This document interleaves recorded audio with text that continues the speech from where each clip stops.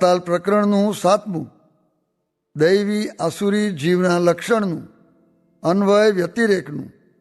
સ્વામિનારાયણ હરે સંવત 1882 માક્ષરવદી 14ને દિવસ શ્રીજી મહારાજ શ્રી વરતાલ મધ્યે શ્રી લક્ષ્મીનારાયણના મંદિરની આગળ મંચ ઉપર વિરાજમાન હતા ને સર્વ શ્વેત વસ્ત્ર ધારણ કર્યા હતા ને પોતાના મુખારવિંદની આગળ પરમહંસ તથા દેશ દેશના હરિભક્તની સભા ભરાઈને બેઠી હતી અને હરિભક્ત પરસ્પર ભગવદ્ વાર્તા કરતા હતા. તેમાં એવો પ્રસંગ નિસર્યો છે. દૈવી અને આસુરી એ બે પ્રકારના જીવ છે. તેમાં દૈવી જીવ હોય તે તો ભગવાનના ભક્ત જ થાય ને આસુરી હોય તે તો ભગવાનથી વિમુખ જ રહે. ત્યારે ચિમનરાવજીએ શ્રીજી મહારાજને પ્રશ્ન પૂછ્યો, જે હે મહારાજ, આસુરી જીવ હોય તે કોઈ પ્રકારે દૈવી થાય કે ન થાય? પછી શ્રીજી મહારાજ બોલ્યા, જી આસુરી જીવ તો દૈવી ન જ થાય. કેમ જી? એ તો જન્મથી જ આસુર ભાવે યુક્ત છે અને જો કોઈક રીતે કરીને આસુરી જીવ સત્સંગમાં આવી પડ્યો તો પણ આસુરભાવ તો ટરે નહીં. પછી સત્સંગમાં રહ્યો થકો જ જ્યારે શરીરને મૂકે ત્યારે બ્રહ્મને વિશે લીન થાય ને વળી પાછો નીકળે એમ અનંતવાર બ્રહ્મમાં લીન થાય અને પાછો નિસરે ત્યારે એનો અસુરભાવ છે તે નાશ પામે. પણ તે વિના તો આસુરભાવ નાશ પામે નહીં. પછી શોભારામ શાસ્ત્રીએ પ્રશ્ન પૂછ્યો, જે હે મહારાજ, ભગવાનનું અન્વયપણું કેમ છે ને વ્યતિરેકપણું કેમ છે? પછી શ્રીજી મહારાજ બોલ્યા, છે અન્વય વ્યતિરેકની વાર્તા તો એમ છે જે ભગવાન અર્ધાક માયાને વિશે અન્વય થયા છે અને અર્ધાક પોતાના ધામને વિશે વ્યતિરેક રહ્યા છે એમ નથી. એ તો ભગવાનનું સ્વરૂપ જ એવું છે જે માયામાં અન્વય થયા થકા પણ વ્યતિરેક જ છે. પણ ભગવાનને એમ બીક નથી જે રખે હું માયામાં જાઉં ને અશુદ્ધ થઈ જાઉં. ભગવાન તો માયાને વિશે આવે ત્યારે માયા પણ અક્ષરધામ રૂપ થઈ જાય છે અને 24 તત્વને વિશે આવે તો 24 તત્વ પણ બ્રહ્મરૂપ થઈ જાય છે. તે શ્રીમદ ભાગવતમાં કહ્યું છે, જે ધામના સ્વેન સદા નિરસ્ત કુહકમ સત્યમ પરમ ધીમહિ ઇત્યાદિ અનંત વચને કરીને ભગવાનના સ્વરૂપનું પ્રતિપાદન કર્યું છે. અને જેમ વૃક્ષનું બીજ હોય તેમાં પણ આકાશ છે, પછી એ બીજમાંથી વૃક્ષ થયું ત્યારે તે વૃક્ષના ડાળ, પાંદડા, ફૂલ, ફળ એ સર્વેને વિશે આકાશ અન્વય થયો. પણ જ્યારે વૃક્ષને કાપે ત્યારે વૃક્ષ કપાય, તે ફેરો આકાશ કપાય નહીં, અને વૃક્ષને બારે ત્યારે આકાશ બરે નહીં. તેમ ભગવાન પણ માયા ને માયાનું કાર્ય તેને વિશે અન્વય થયા થકા પણ આકાશની પેટે વ્યતિરેક જ છે. એમ ભગવાનના સ્વરૂપનું અન્વય વ્યતિરેકપણું છે. ઇતિ વચનામૃતમ. એવી રીતે વરતાલ પ્રકરણનું 7મું વચનામૃત જે તે થયું. ભગવાનની મોટાઈ જેના અંતરમાં સમજાણી હોય તેને ગમે તેવા દેશકાળની અવળાઈ થાય અથવા દેહમાં ગમે એવો રોગ થઈ આવે ઇત્યાદિકમાં પણ એમ સમજે જે ભગવાનના કર્યા વિનાનું પાંદડું પણ કોઈનું હલાવ્યું હલતું નથી એમ સમજીને સુખી રહે. અને એમ ન સમજે તેને કોઈ પ્રકારનો દેશકાળ આવે તો સત્સંગ ચૂથાઈ જાય. સ્વામિનારાયણ રે સ્વામીએ વાત કરી, જે દેહમાં રોગાદિક દુઃખ આવી પડે તે તો એના મોકલનારા ટાળે ત્યારે ટળે, પણ બીજા કોઈથી ટળે નહીં. જેમ રાજાનો મોકલેલો મોસલ આવે તે તો તેની ચિઠ્ઠી આવે ત્યારે ઉઠે, પણ ગામના માણસે ઉઠે નહીં એમ સમજવું.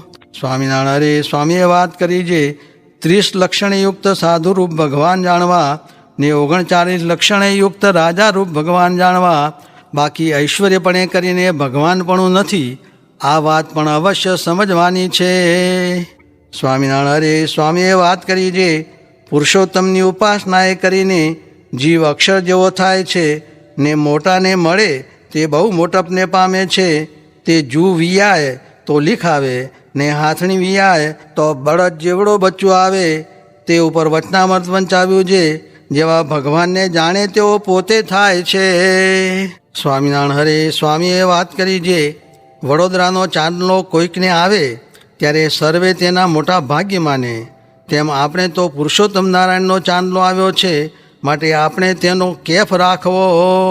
સ્વામિનારાયણ હરે સ્વામીએ વાત કરી જે બીજે ક્યાંય જીવ અટકતો નથી ને મહારાજને પુરુષોત્તમ સમજવા ત્યાં અટકે છે. જેમ ગુજરાતના ઘોડા છે તે લાંબા બહુ ને કાઠાળા બહુ, પણ જ્યારે ધોરીઓ દેખે ત્યારે અટકે છે. તે કાપી નાખે તોય ડગ દે નહીં, ને સામું ખાસલું ઉગામ્યું હોય તો ક્યાંય ને ક્યાંય ભાગી જાય. ને અલૈયા ખાચરના ઘોડાને ચડાવું કરવા હોય, તેને 2 છોકરા ગોટા વાળીને ઊભા હોય, તેમાં વચોવચ નાખીને ચડાવ કર્યા હોય, તે ક્યાંય અટકે નહીં. જેમ સામત પતંગ 500 બખ્તરિયા ઊભા હતા, તેમાંથી મોટેરાના દીકરાને મારીને આવતા રહ્યા, એવી રીતનો જે હોય તે ક્યાંય અટકે નહીં. એ ઉપર છંદ બોલ્યા જે તુરી વેગવંતા જરીસા જઠાણમ દિયંતા ઉડાણમ જેહી મૃગડાણમ સચે વાગરાગમ નટ્યાજુ નચેરી દિન એક હોસી સબે ખાખ ટેરી. એ રીતના જે હોય તે ક્યાંય અટકે નહીં. સ્વામિનારાયણ હરે સ્વામીએ વાત કરી જે સ્વામીએ કાર્યાણીનું 8મું વચનામૃત વંચાવીને વાત કરી જે ભગવાનના સ્વરૂપનું નિરૂપણ કરતાં કોઈને આવડ્યું નથી. કેમ જે એ તો અતર્ક કહેવાતું છે, તે કોઈના તર્કમાં આવે નહીં. અને પૂર્વે આચારસ થઈ ગયા છે, તેણે ભગવાનના સ્વરૂપનું નિરૂપણ તો કર્યું છે, પણ જેવું મહારાજને કહેતા આવડે છે તેવું તો કોઈને કહેતા આવડતું જ નથી. એમ કહીને કહ્યું જે ફેર વાંચો. ત્યારે ફેર વાંચ્યું. પછી સ્વામી બોલ્યા જે સગુણ નિર્ગુણપણું તો મહારાજે પોતાની મૂર્તિનું કોઈક અલૌકિક ઐશ્વર્ય કહ્યું છે, અને એ 2 સ્વરૂપનું ધરનારું જે મૂળ સ્વરૂપ તો પ્રત્યક્ષ બોલે છે તે જ છે.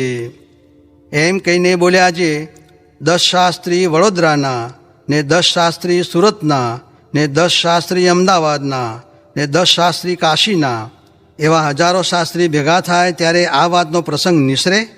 ત્યારે રૂપશંકરે કહ્યું છે, ના મહારાજ, આવો પ્રસંગ શાસ્ત્રીથી નિસરે નહીં. ત્યારે સ્વામી બોલ્યા છે, છે તો એમ જ, પણ લોકમાં શાસ્ત્રીનું પ્રમાણ બહુ કહેવાય, પણ ભગવાનના સ્વરૂપનું નિરૂપણ કરતા તો મહારાજને આવડે કાં ગોપાળાનંદ સ્વામી જેવા સાધુને આવડે, પણ બીજા કોઈને આવડે નહીં. અને આ વાત તો કરોડ ધ્યાન કરતાં અધિક છે. કેમ જે શુકજી ધ્યાનમાંથી નિસરીને ભગવાનના સ્વરૂપનું નિરૂપણ કરતા હવા.